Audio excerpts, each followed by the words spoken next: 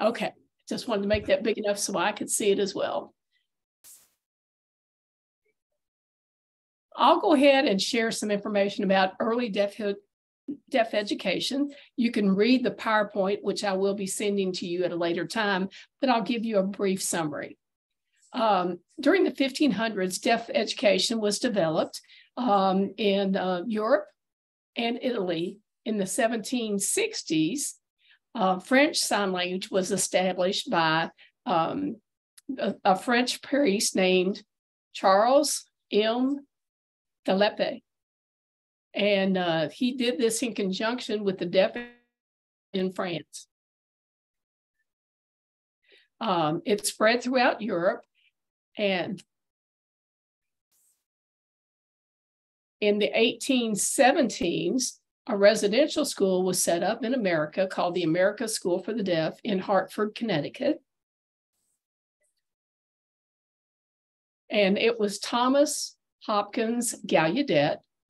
He's an American deaf educator and traveler who had gone to Europe, where he formally met Deleppe and Laurent Cluck. And before Gallaudet went to Europe, he met with Alice Cogswell. She was a deaf child, little girl, and her father, Mr. Cogswell, was in who was instrumental in establishing the American School for the Deaf. So Clark went to England, and while there, he traveled to Europe. And as they traveled back to America, they taught each other English and sign language. In 1818, the formal school was set up. It's called the American School for the Deaf. In the 1820s, another deaf institution was established in Pennsylvania, and that was the Pennsylvania School for the Deaf.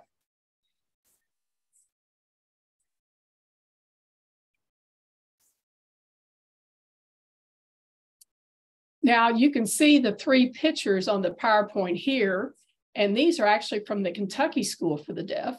It was established as the first state-supported school, and it was established in Danville, Kentucky. There's quite a number of historic pictures that are in this PowerPoint. Moving forward.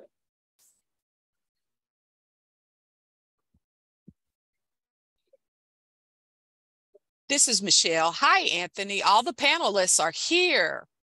Yay. Wonderful, wonderful. I would like to emphasize KSD because they just celebrated their 200th anniversary, and that was a big to-do. Perhaps you can go ahead and start with your questioning of the panelists, and then we can return back to the PowerPoint if we have time at the end.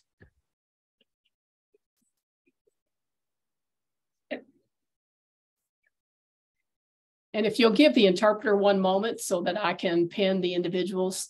One moment, please.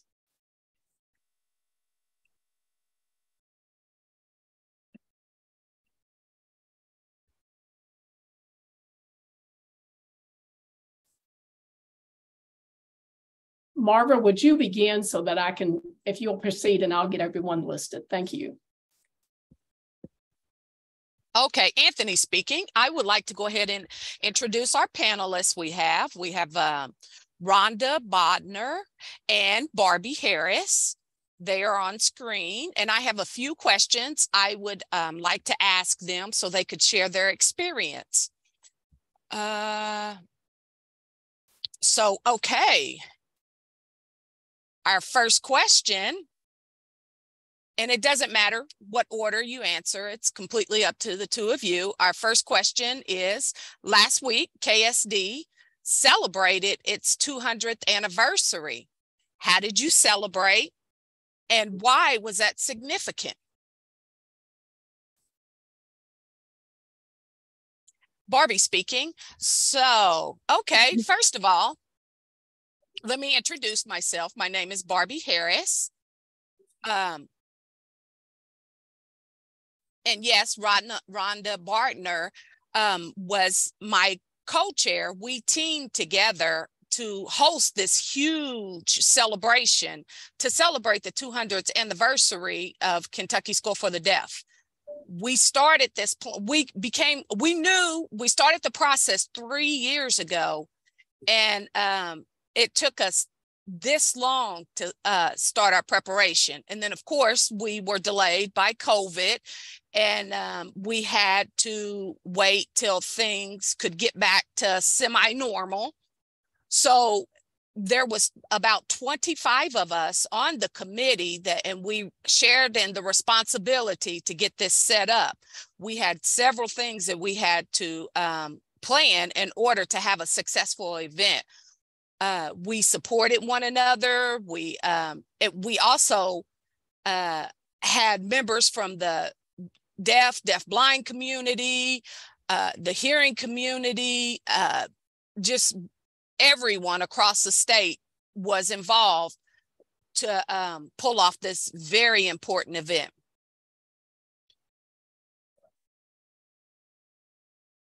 Now, July of 2022, we started actually having monthly events. Each month, we hosted a certain event to educate the public about the deaf and hard of hearing communities and the deaf blind community. And the main goal was to celebrate American Sign Language and deaf culture. So at the beginning of 2023,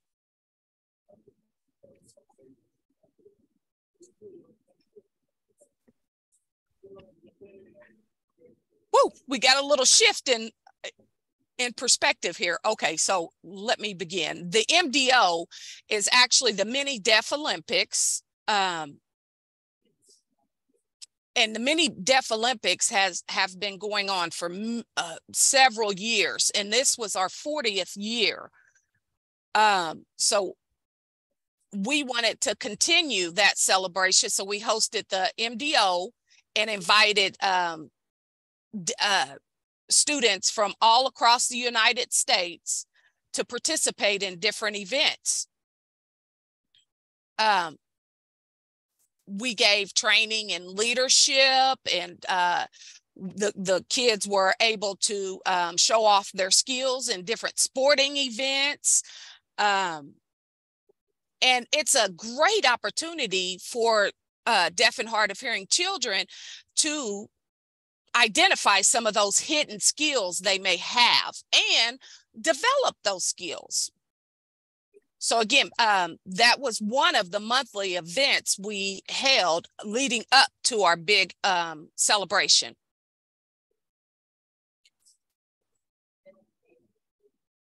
Rhonda could give you more information about the Alumni Association with KSD, but they also were heavily involved with the planning.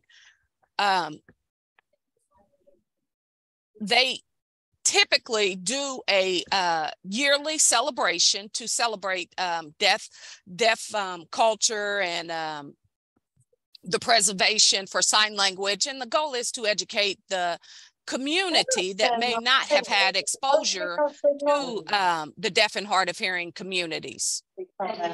We also had a 5K run as one of our events. Coming here was an act of desperation.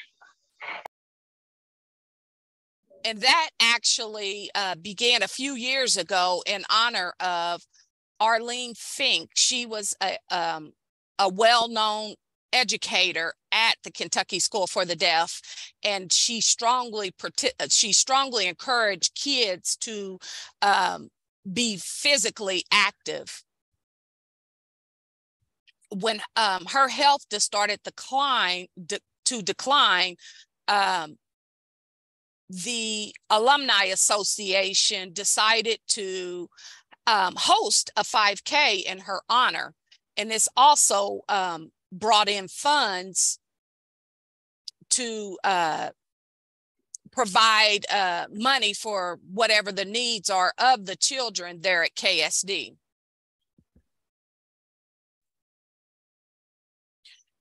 Another event we held was our pancake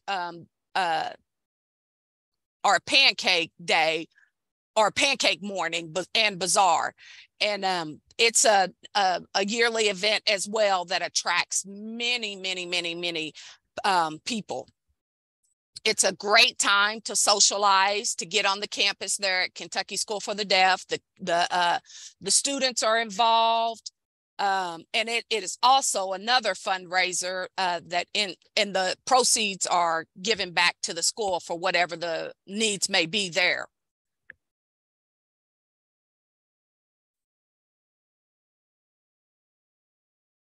We also, KSD also hosts a yearly banquet to honor Gallaudet and LeClaire in honor of their bringing education to deaf people to America. This is one of a few opportunities across the states. We have been hosting that for over 50 years, and that's been going strong.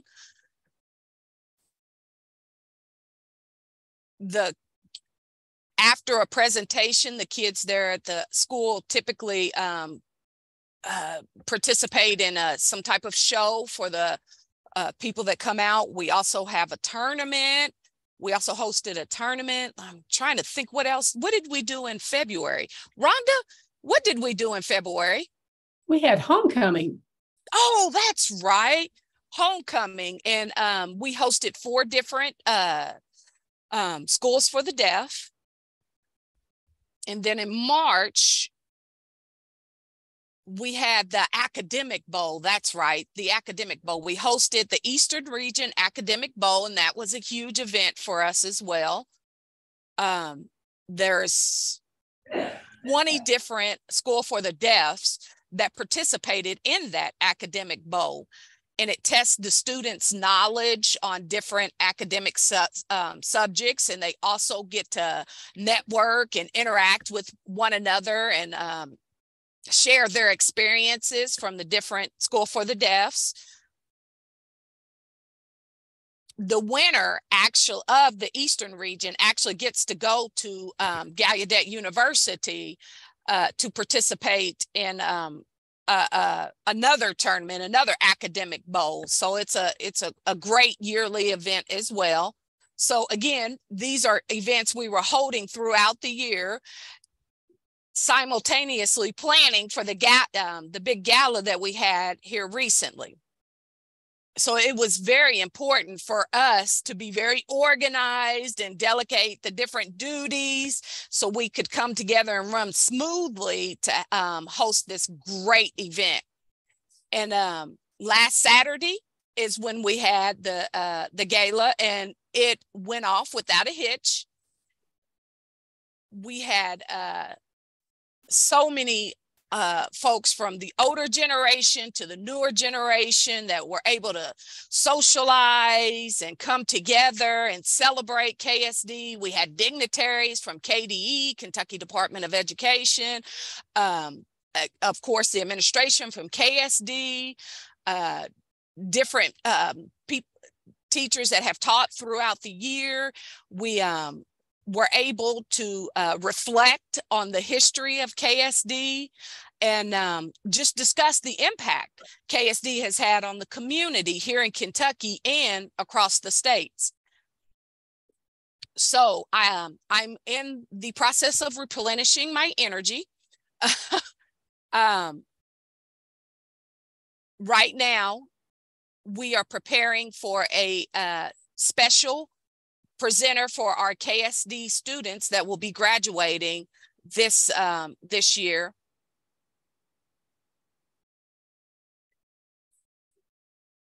Mr. Jacobs, what was, Rhonda, help me. He was a 5th generation. Yes, 5th generation deaf, and he will come in to present to our senior class this year. So we're working hard getting those preparations together for the students. And then in June, we will have our family learning vacation. And this is an opportunity for families of deaf and hard of hearing children to come to campus and get exposure to deaf culture and just deaf people in general. And then the services that are provided at KSD. It's a great weekend. The families get to come in and have full access to communication. They get to, the kids get to learn about their culture. They get to, and the families get to learn more about the academics at KSD.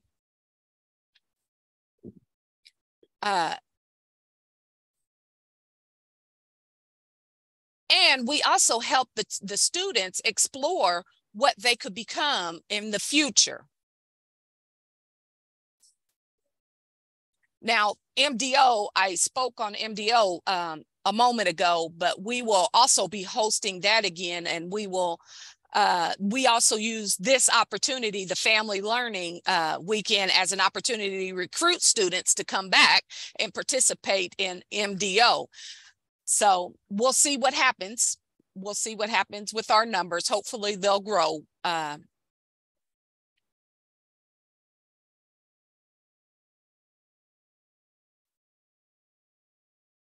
Now, and then July 28th and 29th, we'll have our sports banquet, and it will involve people, former graduates of KSD, current students.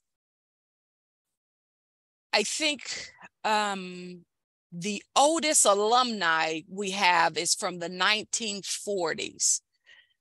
But that individual didn't participate in sports. So the oldest participants that we may have in sports, I believe her name was Barbara. And am I right? Yes, that's correct. It was Barbara Engel. That's correct. Rhonda says. And yes, she participated in the 50s. So she'll be coming to our sports banquet, and we are encouraging all individuals that was involved in sports throughout the year to come and participate in the banquet. We will have a tour of the museum, and then after that we will host a flag football game. So we'll have athletes from the 50s, 60s, and 70s competing against more recent athletes, and we'll be sure to even out the team to make the game enjoyable. And then we also will have a basketball game in the evening. I'm sure everyone will be sore from the football game, but it will be a great opportunity for us to all come together and memorialize our time at KSD. And that's another event we were hosting to celebrate our 200th year in existence. Now, our final event will be the 5K, the traditional 5K run, and that will close out the year of celebration. And that is the same 5K that we began with. And hopefully we will be able to raise funds again that we can donate back to the school to provide for the needs of the students. You know, everyone I think is experiencing budget cuts. So we know how, and KSD is not immune to that. So we have to come up with different ways in order to provide for our students at KSD. And this is, I appreciate being able to educate the hearing community about the history of KSD. And we've been able to do that all year through our 200th gala celebration. Thank you. I appreciate that. Rhonda, would you like to add anything? It says, Barbie, you did a beautiful job, so I'll leave it alone. Anthony adds that I appreciate that you have monthly events in the preservation of language and culture of the deaf community. Our second question from the audience is, how is KSD important to you?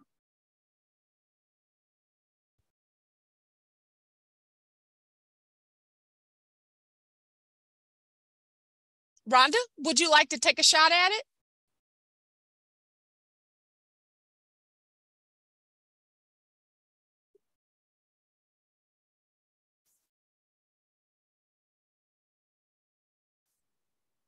Rhonda. Rhonda, would you like to add anything?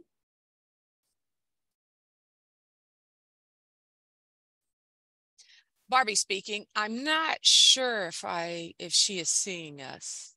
And let me ask that question again. How is KSD important to the two of you? Okay, I'm here. This is Rhonda. I grew up at the residential school. I have worked at the Kentucky School for the Deaf. Well, I've had several jobs. I was a part-time secretary, and I worked with assisting the audiologist at the front desk, but my heart really has always been with KSD. I've seen the changes over the years. I came to school in 1965 and started working in 1978, and I've seen the changes and transformations, but my heart for KSD is that we've always encouraged the kids and been involved in the education. I believe the education and the Department of Education has been significant in improving services for the deaf and deafblind so that it equates to having one from a mainstream program. I think that, students are getting better and better jobs, going on to college. I had hoped to go on to college, but I didn't pass the initial exam to get into Gallaudet. And then I didn't try again, but I still always encourage the parents who bring their kids to KSD because it's inclusive of deaf culture and language. It's a wonderful experience. Though the years, I am aware that, it's different, but we still encourage and give the students the education that they need. Our staff is very encouraging. And as I look forward to the coming days, I see them mentoring with students, loving on our students, and I think that's exactly what they need. Anthony says, thank you for sharing. Would you like to add something, Barbie? Sure. Barbie speaking. First of all, I'm not an alumnus of KSD. I did not graduate from the Kentucky School for the Deaf, but I cherish KSD like any other residential deaf school across the United States. I grew up in the public school setting that was very different than the mainstream setting. I was one individual in the school, and back in the 50s, oral was the priority. The oral education was the method of teaching deaf children. So there may have been 100 students in a classroom, and I was the individual that was sitting in the front of the classroom trying to lip read the teacher as best I could. I did have some hearing to fill in some gaps, but it was I was dependent on lip reading 24/7. And I feel like my language suffered through that experience. I was able to pick up some words, pick up some meaning. However, being able to communicate with people linguistically just wasn't there. In my later years, I went to Gallaudet, and that's where I found my identity as a deaf person around other deaf people. I had, and Gallaudet was a place for deaf individuals, deaf-blind individuals, and hard of hearing individuals to go to learn about themselves, to develop their own identity, to learn how to socialize and communicate with other people. I'm not saying that the oral method is beneficial it depends on the person, but it also creates barriers to language access. And that's what my experience was. I had many barriers until I went and met my husband, Archie Harris, and he actually graduated from the Kentucky School for the Deaf. He worked here he moved from Virginia to Kentucky, and he worked here for over 40 years. He came here as a teacher. He was actually hired by Mr. McCord at the age of 25 to teach at the Kentucky School for the Deaf. And I came along with him, and I was honored to become a teacher at the Kentucky School for the Deaf. And I encouraged language access. I encouraged deaf students to learn about the deaf community and deaf culture so they could develop their identity. And here at the Residential School for the Deaf, they had complete access to language and in society. Whereas sometimes in the hearing schools, they have limited access because of limited language exposure. So at the Residential School for the Deaf, they have teachers that can hear and deaf teachers, but everyone signs. It's a full signing community. So it puts our students on equal ground in their education journey. So yes, I cherish the student success, their ability to succeed. And I cherish that because of my experience of not having that access and being behind and having to catch up. And I feel like sometimes I've lost out on years. So I take that energy and invest that to our students moving forward and encourage them to become the best they could potentially become. Oh, I'm in full agreement with those comments. I was brought up in a mainstream environment, and I didn't find my own identity until I went into junior high school. And wow, that was eye-opening. It was an entirely different world. So I can relate to what you shared, Barbie.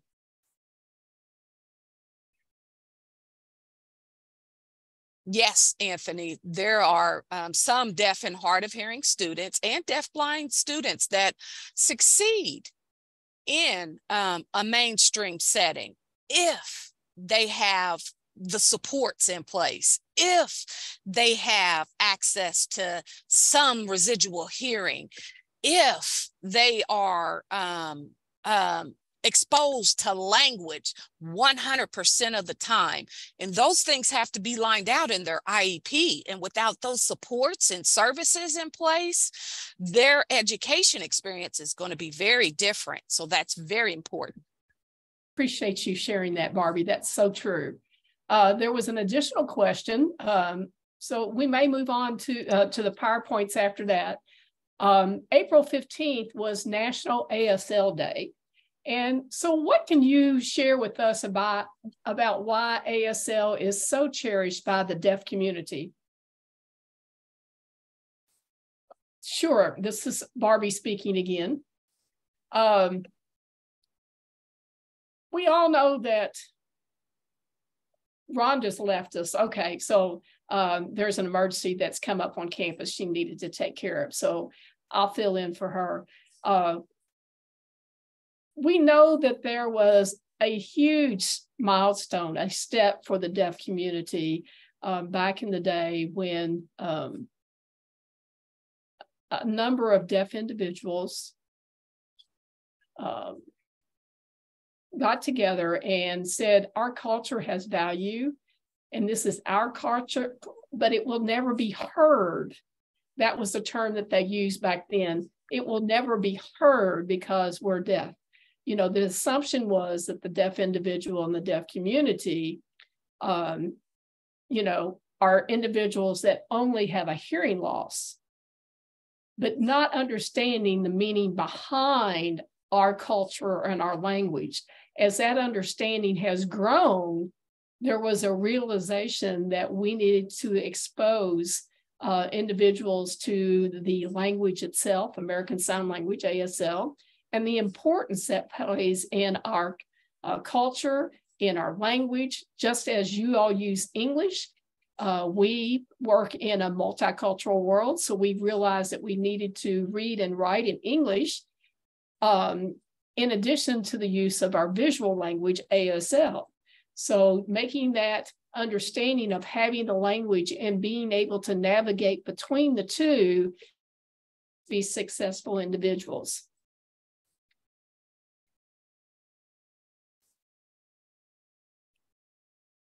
And, you know, if we had a set of learning objectives and behaviors and groups of individuals that learned our traditions and the proper use of ASL, and this included deaf culture points that students needed to know so they could better understand the deaf community at large, to be fully prepared to converse with the deaf community. I think the importance today is that there is more and more exposure to the broader community, and we are recognized where we were not in the past. In the 1950s, I recall I was a young girl, and my mom and my sister, we were walking in town shopping, and I looked over to these individuals that were signing, and at that time I had no language skills, and my mother said, "Don't look, don't look." And, you know, she forbade me from using sign language, which was a strong belief back then, to the point of not even being able to allow to look at individuals who signed. Today, the world has changed. We are more open to and welcoming to any community, hearing, deafblind, blind, anyone who is interested in learning sign language can learn about our culture and to recognize that others need to be exposed to our culture. And so that's the core of, you know, our life, that ASL, the language, is our culture, and we need to expose the greater community to that. Anthony agrees. Thank you very much for sharing that, Barbie. Our next question, I'm going to go back to our PowerPoint and pick up where we left off, and let me share that with the audience.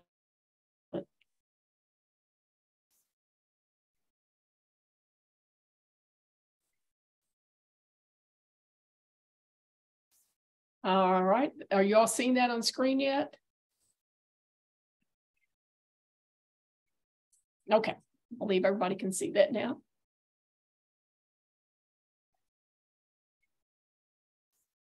Yes, so we're looking at 1820s through the 1860s, and the events that occurred during that time. This is when residential schools spread throughout the United States during this time period. In the 1700s to the 1900s, Martha's Vineyard, this is in Massachusetts, individuals who lived on that particular island developed their style of signing, and the residents of that island, both hearing and deaf, from childhood forward, use sign language as their way of communicating. So the French Sign Language influence was noted in ASL, and so there was a crossover between those two languages. During the 1840s to 1912, this is what we call the golden age of deaf education. That's where ASL flourished. Probably 40% of all teachers in the residential schools were deaf during this period. In 1864, Gallaudet University in Washington, D.C. was established as the first deaf school, and Howard Minor Gallaudet was established as the first president. He was the son of Thomas Hopkins Gallaudet, who brought Leclerc to America.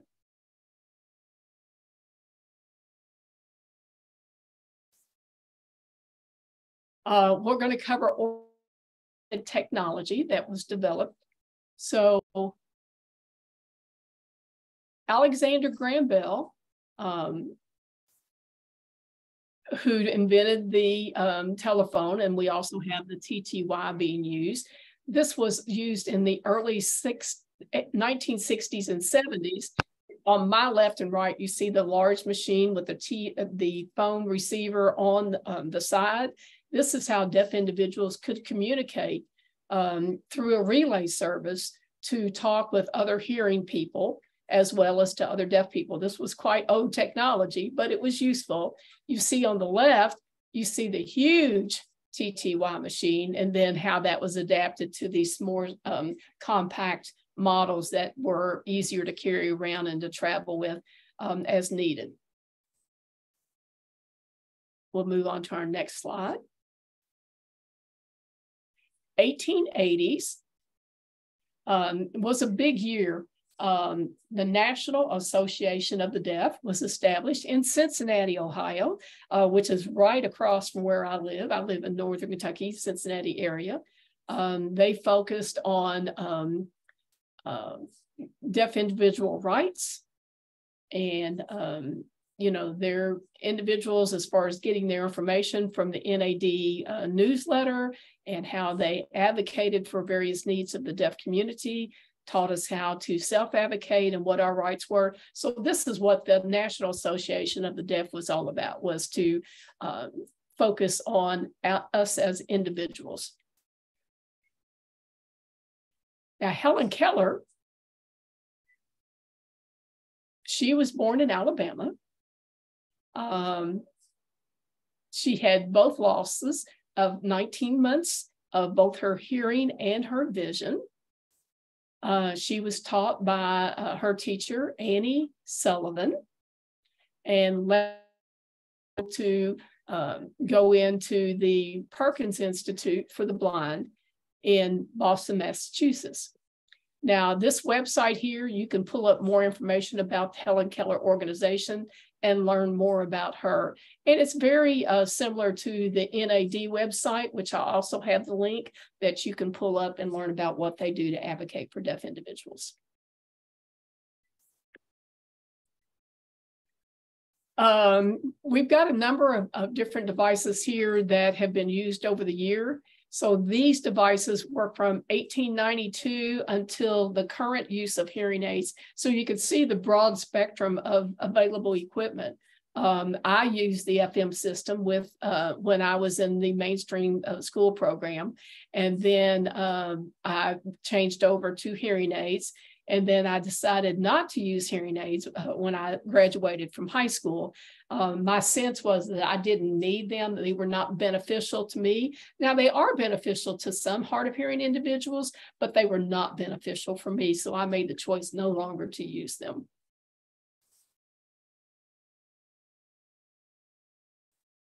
Okay, so in the 1800s through the 1920s, we had deaf players that were involved in a number of sports activities.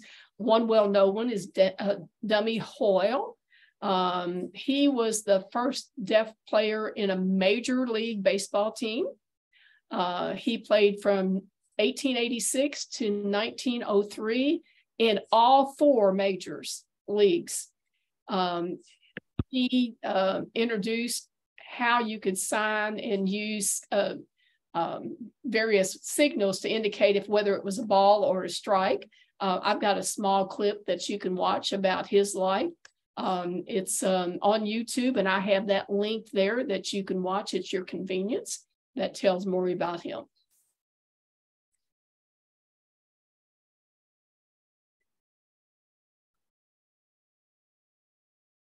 In 1910 to 1950, deaf employment really skyrocketed in the United States. Because of World War I and World War II, there were a number of factories and plants that would allow deaf people to work there because they could not join the military. This was their way of serving, and this provided new job opportunities for deaf individuals.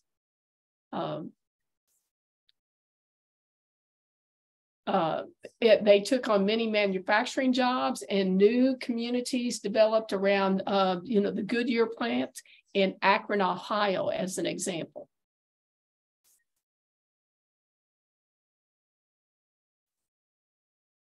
Now, in the 1960s, as Barbie mentioned earlier about recognizing ASL as a language, prior to that time, it wasn't recognized. And finally, in 1960, it was recognized as a formal language. And it's interesting if you ever want to read through the book about that history.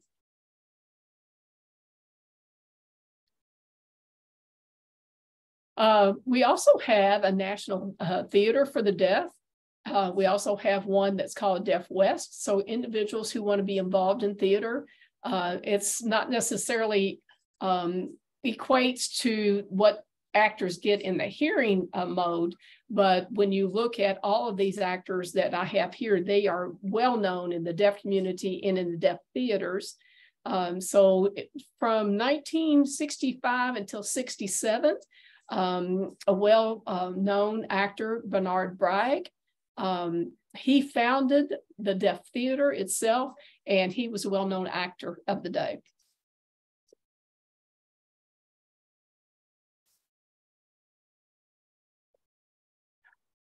Of course, in the 1970s, there were numerous changes in deaf education. Started to see that a sign language was more English-based, that they modified the language to make it fit what we call Pidgin Sign Language or Pidgin Sign English. English, you can use sign language in the same format that you would use sign, where you would use sign language, but in English syntax. And so it influenced the language heavily during the 1970s. So you had that spectrum of ASL through the Pidgin language. ASL was fully intact, had its own grammatical markers and the like, which was very different than signed English. In English, you may say, I may go to the store. But in ASL, you would say, go to the store. ASL, if you gloss that, it would be store, me, go in gloss. But it maintains the same meaning, but with very little effort.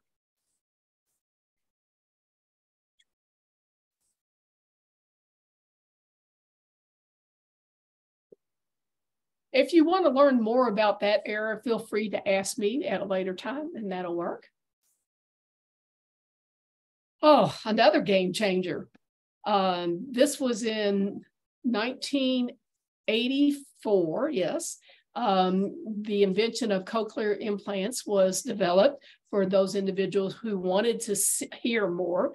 And you can see from this picture, this graphic, how that instrument works.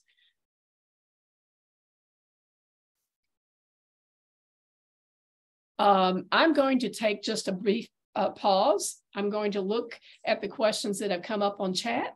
I'm going to come back to Barbie with those questions that came from the audience. So if you'll give me a moment, I'll look at chat and we'll move on from there.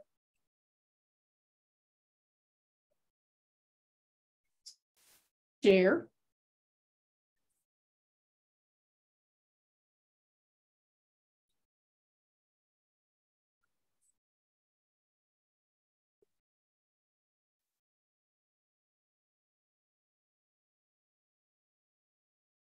And I will review the questions. So if you'll give me a moment to review the questions that were on chat.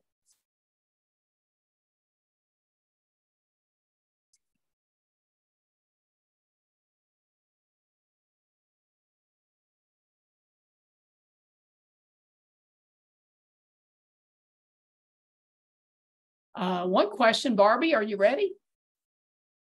One member of the audience wanted to ask, how do you feel about the use of assistive technology to communicate with hearing folks? Are you asking me this? This is Barbie speaking. I'm sorry, I missed the question. Oh, okay. Well,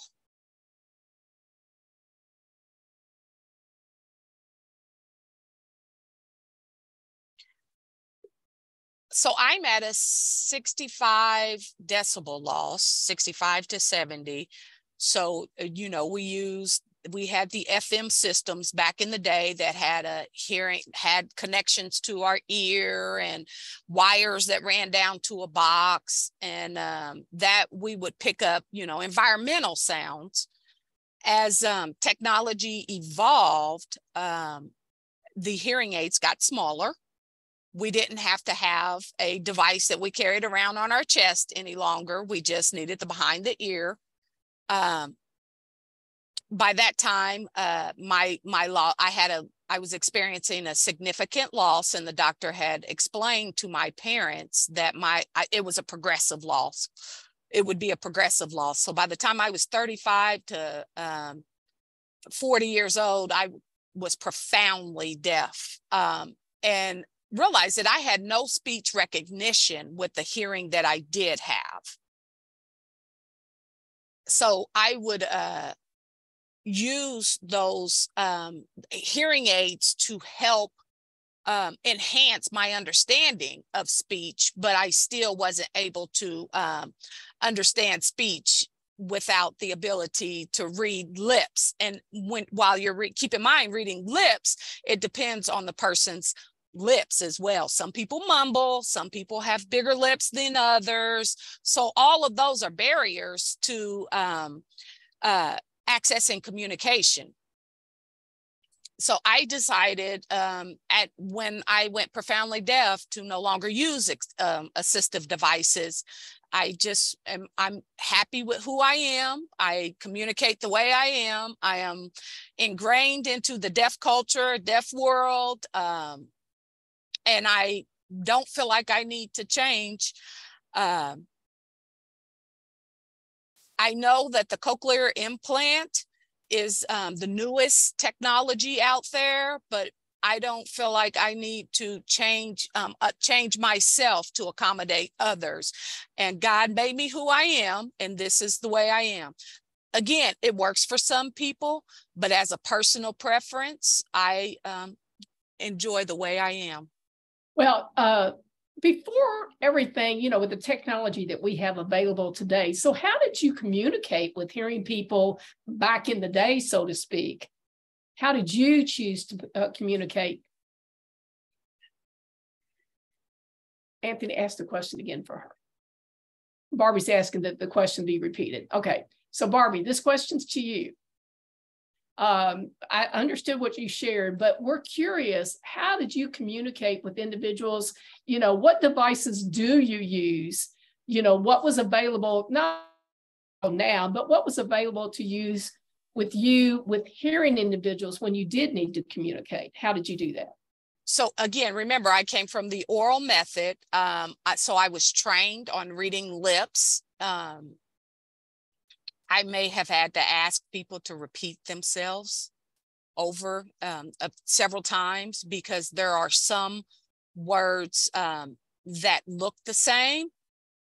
However, I was also trained, once I was trained on certain words, I was able to pick up those words.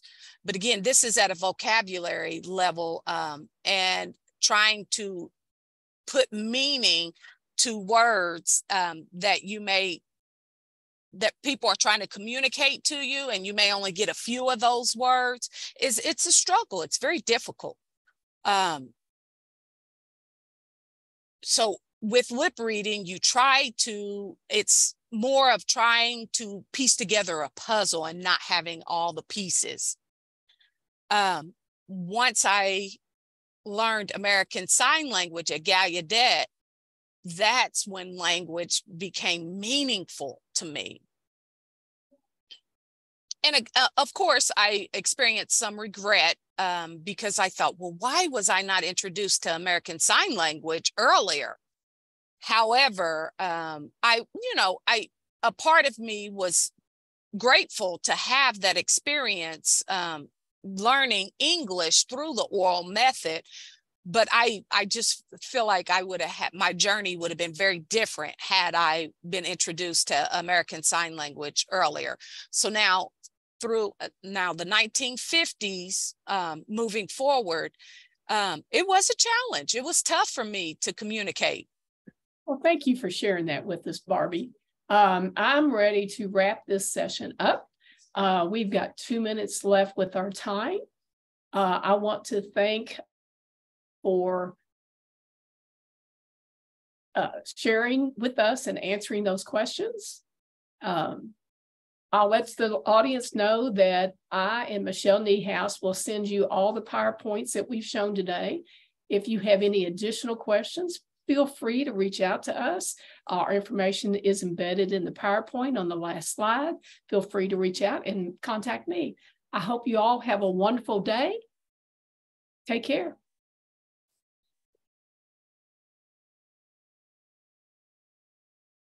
Bye-bye. Thank you. I'm glad it didn't freeze up too bad on me.